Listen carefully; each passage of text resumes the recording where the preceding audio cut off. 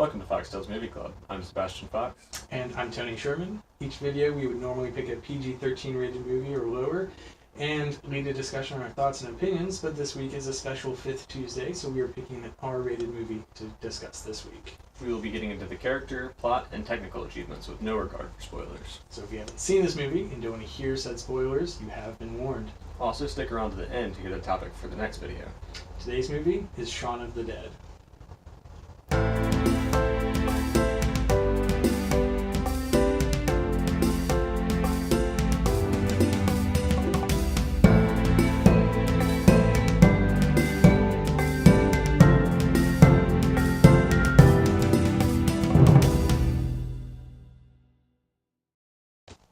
So Shaun of the Dead is a movie that came out in 2004, directed by Edgar Wright, composed by Dan Mudford and Pete Woolhead. It stars Simon Pegg, Nick Frost, Kate Ashfield, and Penelope Wilton. So this is you watched this movie for the first time. Yeah, first time ever seeing it. I had heard little bits and pieces here and there, and my impression first going in with that before we even started watching was like, okay, all I know is it's going to be some kind of zombie movie. And so I was fascinated by how much of it was not a zombie movie. Yeah. And how much of it was, okay, well, there's a lot more to the story, and like you could take out the zombies and still have like a semi-decent story. The zombies just add this kind of twist that is kind of like a little bit of a push forward for Simon Pegg's character Shaun. Yeah, this was the first Edgar Wright movie you've seen too, right? Yeah, first Edgar Wright movie. Yeah, this was the second one that I've ever watched. I watched what's it called? I'm not sure where the other shirt. What shirt was from the other thing. Scott Pilgrim. Watched Scott Pilgrim versus the World first, and then this one. So I knew. I was looking at it more from that than I knew a little bit about his style, and I really liked him as a director. So yeah. It's something that I know you've mentioned to me, and I was trying to keep an eye out as I was watching the movie. Edgar Wright's just attention to detail and his style and how everything that he does in the movie has a place and has a purpose. So I was like, okay, I want to really try and key in on some of these details as I'm watching this. Yeah, each subsequent viewing you catch more and more with all of his movies. Yeah, it's pretty exciting. Yeah. So this is an interesting genre movie, like you said. It's a zombie movie, but not really. Yeah, it's more of a romantic comedy that happens to have zombies. And there's one video that you linked me to that mentions they just call this genre a zom rom-com. So it's like that's pretty good. That's a pretty good way to classify this.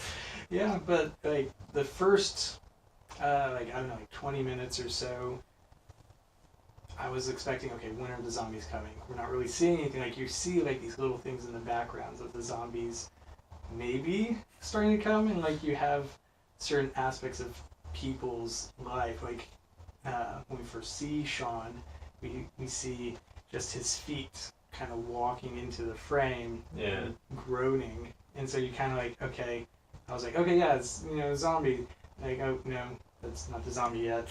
But so it was kind of interesting that like, I was like, oh, okay, here's where the zombies are gonna come in. It's like, no, okay, I guess it's just still like just some old man. Yeah. So it was interesting that I was waiting for it and it kept being held off just a little bit more.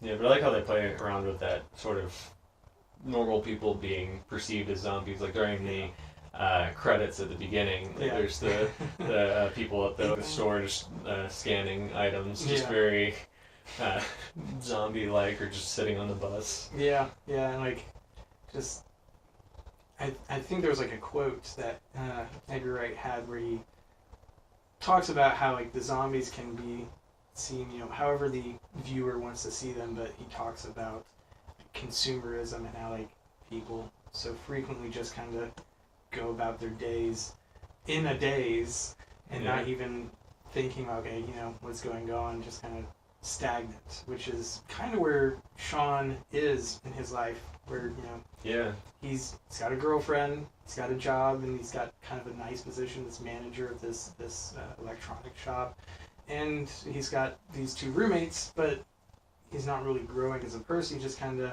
settled. He's just kind of comfortable with where he's at. Yeah, and in the first half of the movie, he's really shown, like, the first time you see him, he comes in shuffling like a zombie, and a lot of times he's just kind of staring off into the distance, very zombie-like.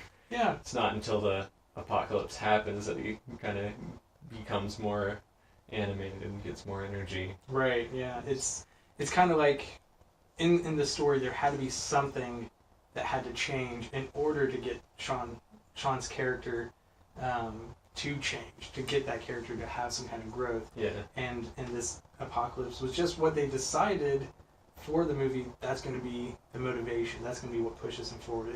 They could have picked anything for, like, okay, there's a tsunami coming, or there's a volcano going off, and you have to get out of here. Like, they could have picked, any number of things. You're stuck in a bank robbery or whatever, but they decide, well, let's do something kind of crazy and throw the zombie apocalypse into it. But it could have been any number of things to really drive Shaun forward. Yeah.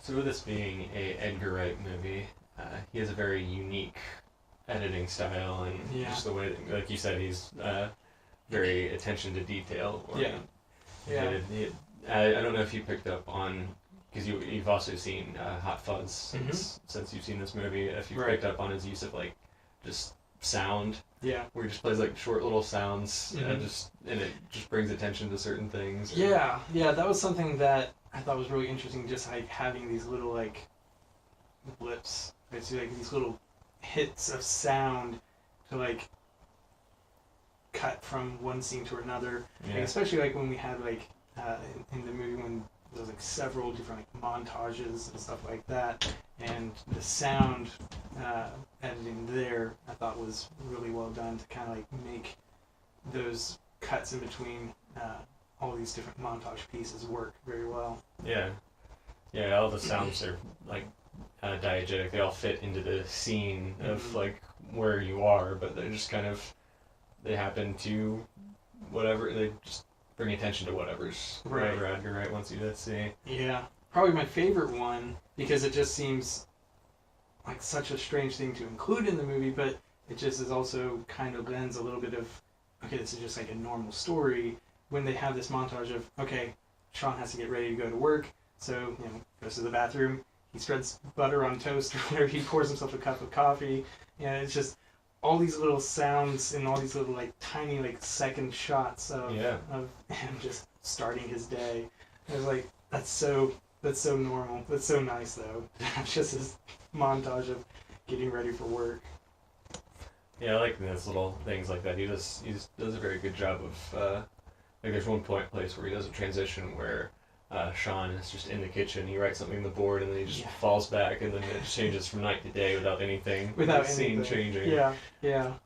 So, like, really just kind of showing that time change, but also just, like, him just, like, well, we're just kind of sitting here and not moving. By not moving the camera, not cutting, just, like, sticking on him, we can see, okay, well, clearly he's not really even, like, paying attention to what he wrote on the board. Of, like, he was, writing notes where I gotta get ready to meet up with my mom, and I gotta, try and win back the girlfriend. And so he's just like, well, instead I'm just gonna pass out and sleep here in the middle of the kitchen. So it's just kind of an interesting way of showing that side of Shaun. With another camera angle, I don't know if you noticed at the beginning when it's just him and when it's Shaun and Liz talking, and they start talking about how sort of, like, Ed's kind of, like, coming between them because he's always there, and then it frames the shot with Ed in between them. Yeah.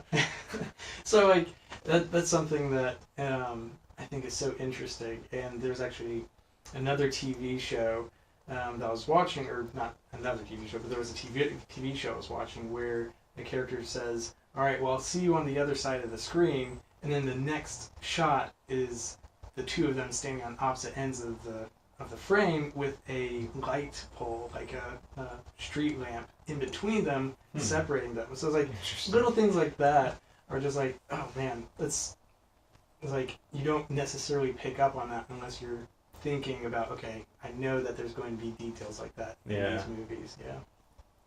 Another thing that I really like in Edgar Wright movies is the fact that he does things and then he calls them back. Like so many times, there are so many things that are just like short things that are said that just come back in different ways. Right. Just little things that happen, like when Shaun walks out of the house for the first time, he opens the gate and he gets hit with the football from the kid. Yeah. And then it happens again later once the apocalypse has sort of started. Right. Right. Or when he has the pen when he's at work. Yeah. He puts the red pen in his pocket and the coworker's like, you got red on you. And then later, after they fight off some of the zombies in their backyard, Ed just looks at him, like there's blood all over Shaun. He's like, you got red on you. Yeah. It's completely different context, but it's the same exact line and it fits so perfectly. Yeah, there's some that you don't really notice on the first go through, like when Ed's playing the video game and Shaun kind of comes up and talks to him and he's trying to tell him, kind of like clean up around here and stuff. Yeah. But then he keeps going like top left, reload. Yeah, nice shot. But then it comes back at the end when Shaun's firing the gun at the Winchester. At the Winchester. Yeah, and, Ed's pointing out where to shoot. Where to shoot, yeah. Which was, I feel like, I don't know. I've never shot a gun, so I don't really know. But like, I feel like they were doing so terribly, like shooting these zombies. They're right in front of you, and you're just missing. But I don't know. I can't be one to talk on that. Yeah, I don't know.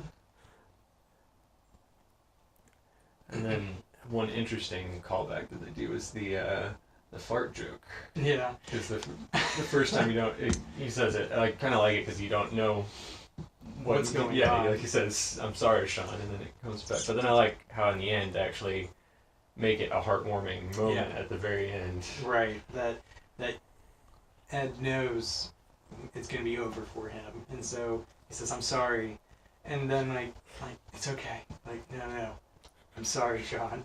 And it's it's such like a crass kind of joke, but it fits so well, and it's just so heartwarming because that's kind of like the end of their relationship, that they were so close as friends. Yeah. And it's kind of coming to an end, and even there in their last minutes, Ed, the jokester, is still acting the jokester, acting the fool. So it's just such a nice moment. Yeah. And such a terrible ending for his character. Yeah, I really like how the relationship between them is portrayed, and just because throughout most of it, Shaun kind of is annoyed with Nick, or not Nick, with Ed being just the way he is. But there are these moments where they do show real friendship together, like even when they're doing that last, like crossing the road to get to the Winchester, and they're pretending, trying to do their best zombie impressions, and the two of them just start like trying to show each other up about who can do the better zombie impression. It's just this moment of like real friendship. Competition, rivalry between friends. Yeah. It's something where it's like I almost feel a little bit bad for the other roommates. What's his name? Pete, yes. I almost feel bad for him because, like, he only gets portrayed as, like, this strict authoritarian kind of roommate. Like, okay, you both are terrible people and acting slobs, and you're just letting him be this way.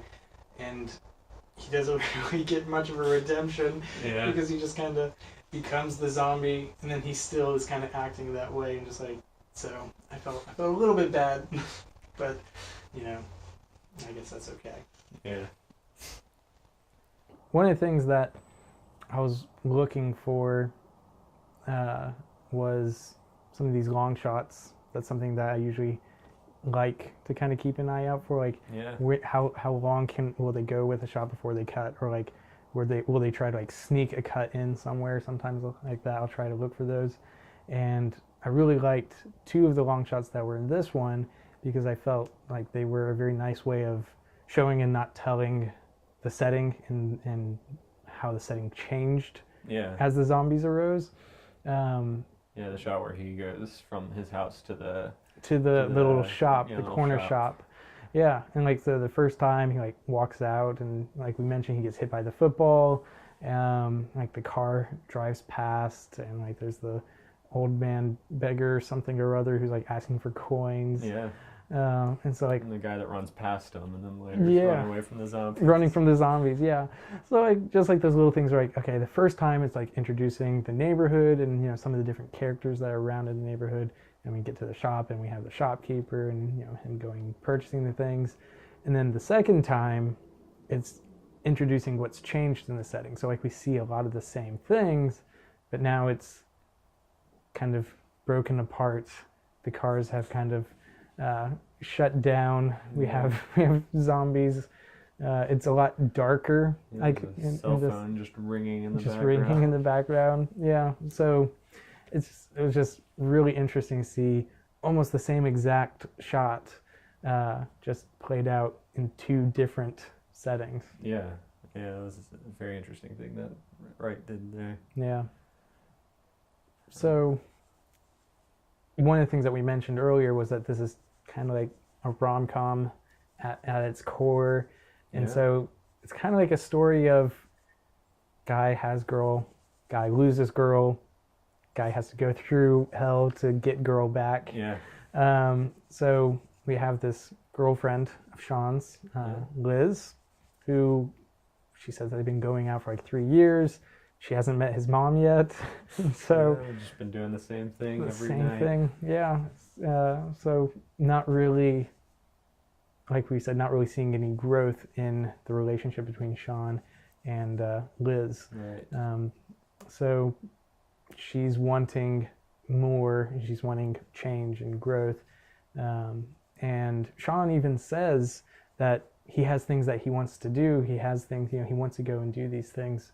And his coworker at the electronics shop's like, when? Yeah. Right? Yeah. So like it's this thing of his character, Shaun's character, just kind of being stagnant, and then other people around him saying, let's do something, let's move on past what we do day in and day out, just as like these zombies.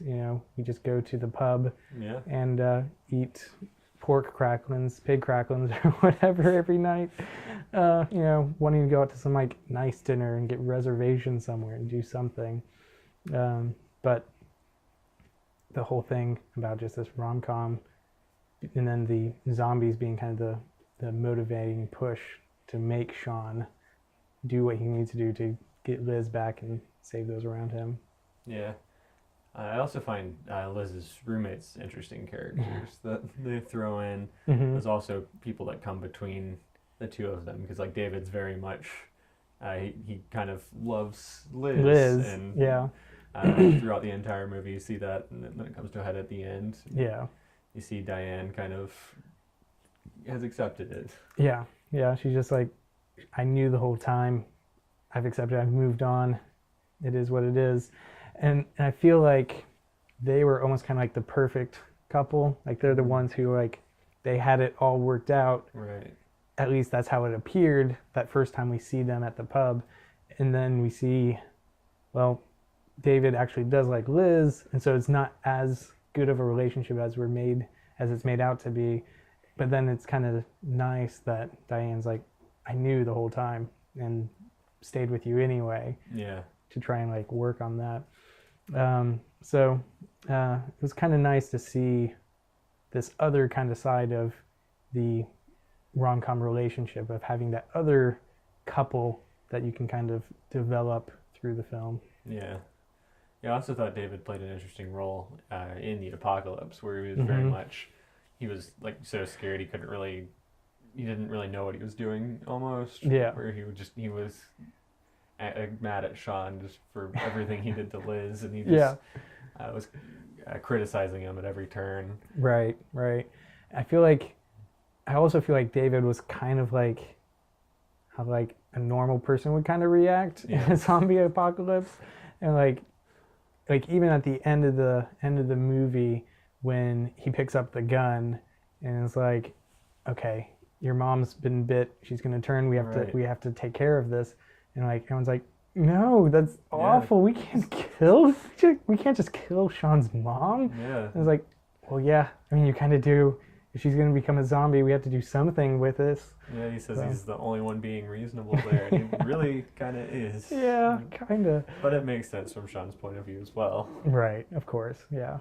So it's yeah, it's kind of a downer for Shaun to lose both his stepdad and his mom Yeah. in this same awful crisis. Yeah, and his best friend. And his as best well. friend kind of loses. Kind of, yeah. Kind of loses the best friend. The best friend ends up kind of like staying the same. Yeah. Like at the end of the movie, it's still best friend's just kind of sitting there playing video games. So Yeah. I guess it kind of works out there, but who knows? Yeah. One thing that I really liked about the whole, now that the zombie apocalypse has happened and we're all separated, we need to go and like get the people that we need, try and get to like some kind of safe house. Right. They had all these plans, all these montages of, okay, we're gonna go over, pick up Liz, run over and pick up mom, Yeah. kill Philip, and then like head on down to the Winchester, head on to the pub and wait for all this to blow over, and it's gonna be perfectly fine. And you know, the instant that they tell us what the plan is going to be, you know everything's gonna go wrong. Yeah. And so they keep updating the plans like, okay, well now we're gonna have to do this. It's like, well, that's probably gonna go wrong too now. So it was really, really fun to see like, okay, let's see what they say they're going to be doing in this plan, and I'm waiting to see what exactly is gonna go wrong with this plan. So that was a lot of fun. Another interesting sequence that I like was the where they were going through the records. I Yeah. found it very interesting. Yeah. Just looking through those, just deciding which ones to throw. Which ones to just throw. This very mundane thing in this very high energy Yeah, situation. Like this is the first time that they've actually like started to realize, okay, yeah, there is like some kind of zombie thing going on. Yeah. Like it's right here in our backyard. You know, I think they first thought it was just like some drunk girl or something. Yeah. And now it's like, okay, clearly there's more to it than this. Let's throw stuff at them. So like trying to like ninja star throw these records at them. But they're going through and like deciding which ones are worth Worth throwing. Oh man. Don't Yeah. know about Shaun's choice on being okay throwing the Batman soundtrack. I would not, but Yeah. To each their own, I guess. Yeah. But yeah, it's kind of goes on to also show like a little bit of the ineptitude of like they also like throw like the empty basket at the end. It's like it was just an empty plastic basket's not going to do and it anything. even just goes over their head. Just goes right Doesn't over, even not go even anywhere. close. Yeah. Yeah, so it's like, okay, yeah, you're gonna need actual weapons, and so gets the cricket bat, and what was the other? What was it that It was the shovel. Nick, was the the other one, shovel? Yeah, Ed gets the shovel. Yeah, even like Yeah. before that, when Mary's on top of Shaun and Ed just goes and he's like 2 seconds and he goes and grabs the camera. The camera, yeah, and like there's like, I guess at that point they still didn't even think, okay, zombies. You know, they Yeah. had no reason to really. So it's just like, this is just like some weird, sick, drunk girl in our backyard, you know, kind of just play it off a little bit and just joke around. But yeah, But even when like she falls back and gets the spike through the spike. through her, then Ed he does that little thing where he just tries to Yeah, spin the film. yeah. Another one of Edgar Wright's sounds. Sounds. There you go. there. Yeah, picking up on those little things. It's nice. Yeah. Another like little detail that I think I didn't really even think about till like just now. They mention Pete mentions to Shaun how, you know, he got up in the morning, they'd left the door open, they left the door unlocked, Right. and you know, didn't think anything of it.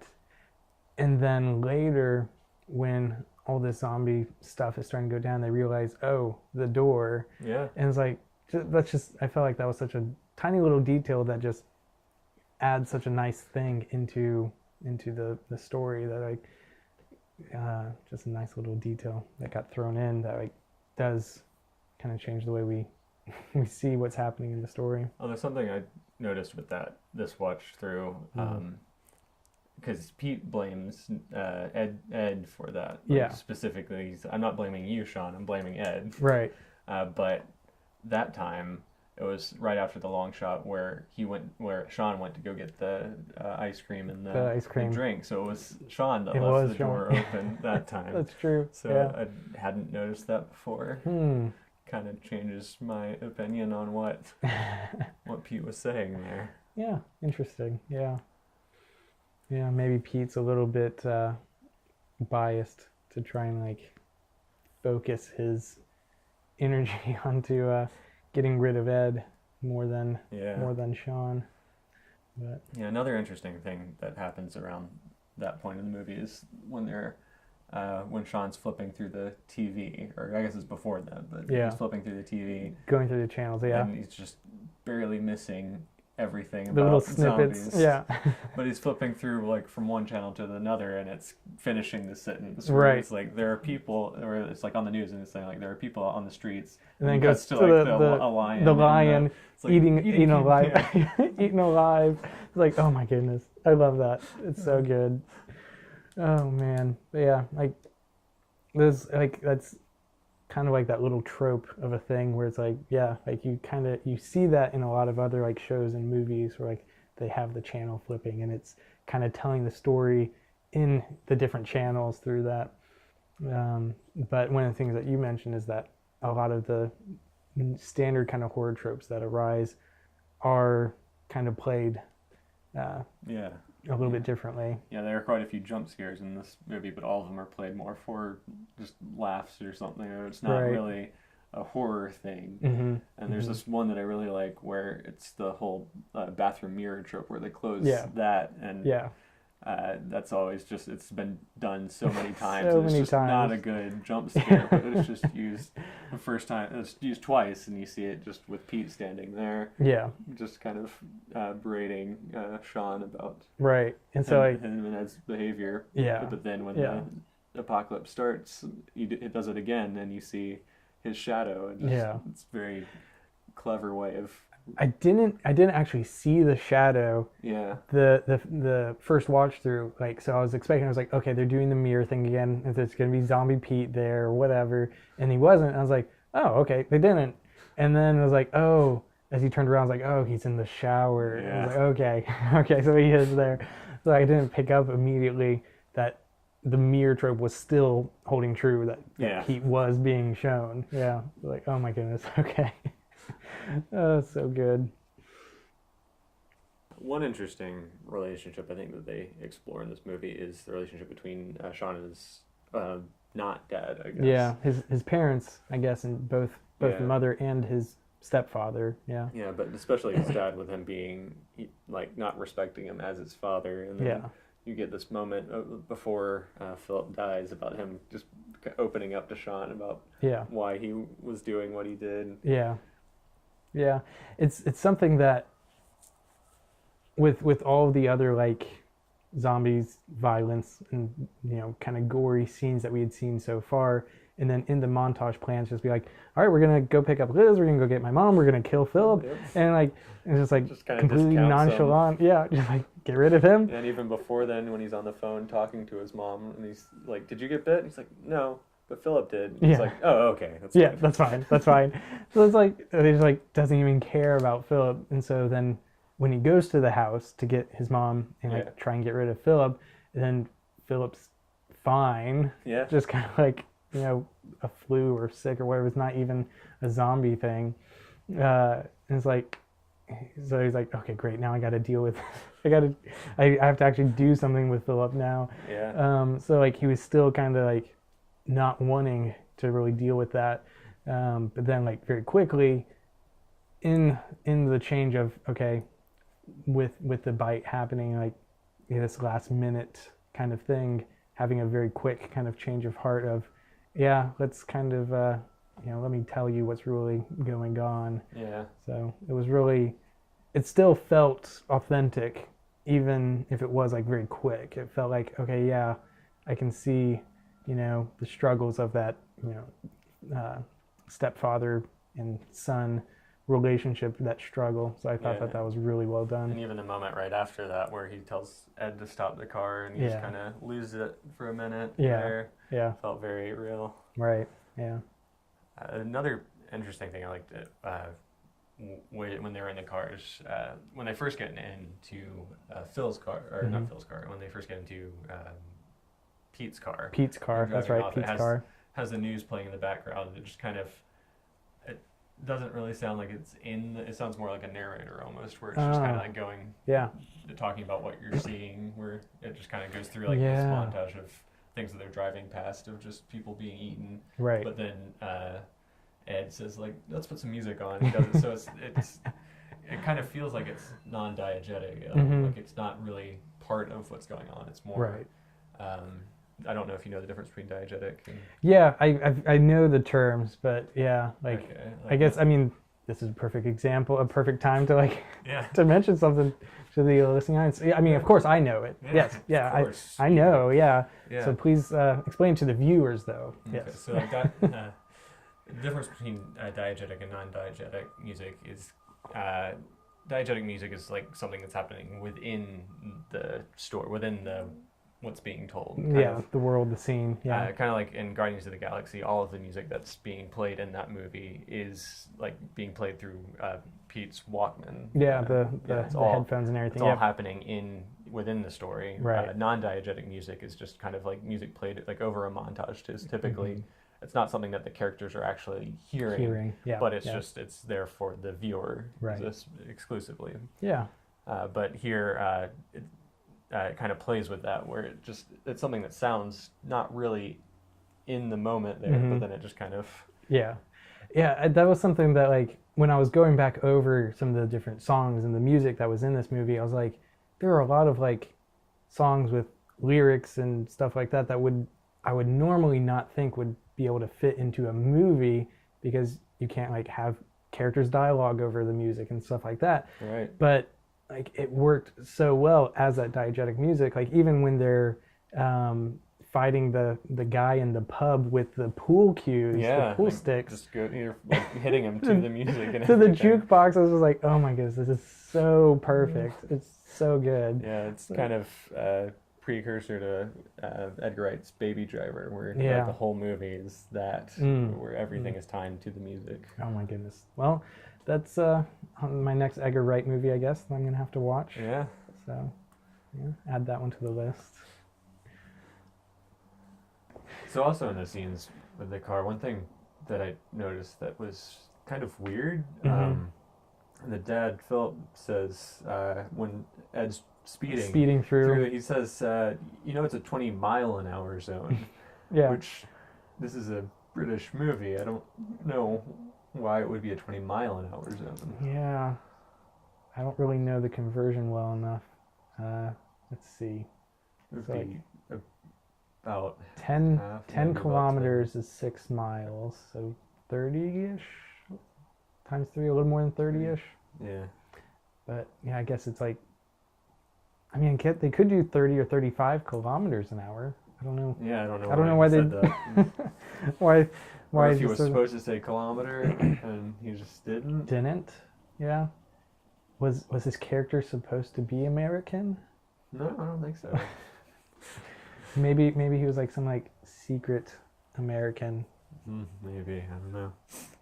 He just spent a lot of time abroad. That's he did. That's what we'll say. Yeah. We figured it out. You guys. All right. Well, I also just enjoyed the driving scenes with Ed, because it was just so goofy watching him just drive around so recklessly. Yeah. And like how when they get to the mom's house, he's like, all right, just stay right there, do the 3 honks if you need help. If anything happens, I'll be right out, and we'll go and we'll pick up, take care of everything else. And then it's like they come back out and the car's totaled. Like, what are you doing, Yeah. Ed? You're a mess. Really wants to drive that Jag. Yeah. Oh no, the Pete's car. Oh dear, what are we going to do? That's And then even when he stops, when Shaun tells him to, he does the full like Spin. throw on the emergency brakes, spin the car. Oh, I love it. Oh man, it's so fun. So much fun. Yeah. They really play into a lot of the comedy in this Yeah. movie. Like, yeah, there's a lot of drama with the zombies and everything, but there's also tons of comedy that just makes it so good. It's Yeah. so nice. Yeah. Speaking of drama, I guess another scene that we hadn't completely finished talking about was there at the Winchester Yeah. when we realized that Shaun's mom had gotten bit. And also like the scene where she got bit that, we don't know that she'd gotten bit, Yeah. but on the next watch through or whatever, you can pick up, oh, that's what happened when she was Yeah. wandering away. She was looking for someone who lived around there. Mm-hmm. Yeah. Yeah, I found that whole sequence there very interesting, where like Shaun goes back to get her and then has that fight Yeah. there. 'Cause like Liz steps in to try and help Shaun with the fight, but then just Ed and David are just standing Just there. standing there. I'm like, he's got a handle on it. Yeah, and then Shaun tries to use the tether ball when Di throws him the thing, and she just hit him with the ball, but it doesn't do anything. Doesn't do It's like, anything. Like, this doesn't work. no, that's not. No, that wasn't what I was trying to tell you to do. Like, but yeah, like that. Like again, it just feels so natural, so authentic. Like Yeah. that is how someone would react. Okay, let me try this out. I don't know why, but you gave it to me. So I was like, yeah, it's just a very Then also Very like nice. how he doesn't kill the zombie, he just like Yeah, stabs it through, stabs but it then through. it kind of comes back because they try to imitate the zombies Imitate to get it. through them, and Yeah. Diane's just kind of showing Yeah. them how to do it. showing off her acting Yeah. abilities. Yeah, I like that they brought that back. That she Mhm. was an actress, Yeah. so that she was able to use that Yeah, skill there. and it actually worked. Yeah, They were actually able to get through the zombies to get to the Winchester. until Ed's phone went off and he just took the Yeah. call right there. 2 seconds. 2 seconds. Yeah. Again, like some of this seems like so unbelievable. Like, Yeah. okay, do you not realize where you're at? There's zombies everywhere. Get to safety. But at the same time, it's like, yeah, like there are probably tons of people who would just be like, I was gonna take the call. I Yeah. don't know. I got stuff going on. I'm busy. I'm a busy man. It's crazy. But to get back to the Winchester, Right. Yes. we get the reveal that Shaun's mom has been bit and she'd been hiding it. She didn't want Shaun to be upset, to get worried. And so now they have that hard choice of, what are we going to do? Shaun's, trying to hold on to hope that maybe it's not going to happen. Maybe she's not going to turn. Right. And so like hoping against hope, but again, goes back to David being kind of the rational one, saying, we got to do what we got to do. Yeah. I thought it was real nice though that Shaun was the one to like go through and actually fire the gun, shoot his mother. As horrible as it sounds, is like, I feel like if he weren't the one to do it, it would just cause a rift between the relationships, and it would just, kind of destroy those relationships, even more than they already had been destroyed, I guess. Yeah. Through this crisis, but Yeah, and I even feel- that Liz was the one to kind of bring him out of that delusion and kind Yeah. of like say that this is necessary. something that has to be done. Has to be done. Yeah, exactly. So yeah, it's like that, a very tough kind of scene, but it's one where, metaphorically, having to move away from his parents and have to move past, whether it's, literally the death of his parents or just being away from his parents and having to move on and grow as a person. Right. Yeah. One other thing, or near the end, that I thought was interesting was that the military is shown as competent in a zombie movie. That's Yeah. not normal. Yeah, yeah. It was nice because like while the main cast was running around trying to like get to the Winchester, we come across the other group who are Yeah. trying to escape in some other way, Yeah, and Yvonne and Martin Freeman and yeah. and that whole group, and it was as they pass each other, they're passing by their counterparts, and so nice. It's very, very interesting to see that. Yeah. But Yvonne being there with the military and kind of bringing in the military to save the day. It's kind of like I feel like the military should have responded quicker, but Yeah. I feel like maybe that's just the way they wanted the plot of the movie to go through. Yeah, you don't know how widespread it was. That's Really. true. Yeah, it's true. Like maybe they, there was a lot more that they had to take care of Yeah, because before they like could they get to didn't that run part. into many people throughout the entire city. Yeah, So I that's think true. it was kind of like most of the people in London were dead, and they just didn't know where those survivors Where were. the survivors could be. Yeah, Yeah. that's true. Yeah, so it was nice to be able to see a military force that's not just like wiped out by the zombies, Yeah. and then the story is taking place in the post-apocalyptic. Like, okay, we're the few remaining survivors. Yeah. And we have to try and figure out what to do. It's like, okay, well, the military actually can like take care of this problem here. So yeah, it was good to see that. I also thought how society dealt with the zombies after the Oh my military kind of goodness. got Oh. control of the situation Yeah, was interesting. I thought that was so horrible. Like, oh my goodness, you're using zombies in like reality TV and like just like as automatons, basically. It's just like this that wouldn't happen, right? Surely Yeah. this wouldn't actually happen this way. Oh And there was man. the first one that they showed was like little Timmy like was fighting off the entire family. Yeah. Oh my goodness. Anyway, Yeah. it's crazy. It's crazy. But I really liked the ending, how it shows Shaun again waking up and walking into the frame, doing Yeah. the whole thing that they did in the beginning, but once it cuts back to seeing the entire living room, it's decorated appropriately and nicely. It's clean, Yeah. and he's there with Liz, and they have kind of like a normal life now. And so it's kind of nice to be able to see, okay, yeah, he did grow, he did change, and became a better person for it. Yeah. It was adventurous, putting 2 sugars in his And tea. 2 sugars in his tea. So wild. But Shaun did still retain some of those childlike and Yeah, even fun things that he had. yeah, even with some of just the shots there, like him coming into frame was the same as before, and Yeah, how he steps over Liz's legs was what he did with Ed with Ed. before. Yeah. So just So like we get that, yeah, his character changed, he grew, but in the end, like he walks out to the shed yeah. and plays the video games with zombie Ed, who I guess like tries to like nip at him, bite at him. It's like no. They're like it was such a great ending. I just Yeah. really loved the way that we got this happy ending, but still had to deal with these zombies anyway. It was very fun, very Yeah. enjoyable movie. Definitely one I could see myself watching another dozen times. Yep, I know I will.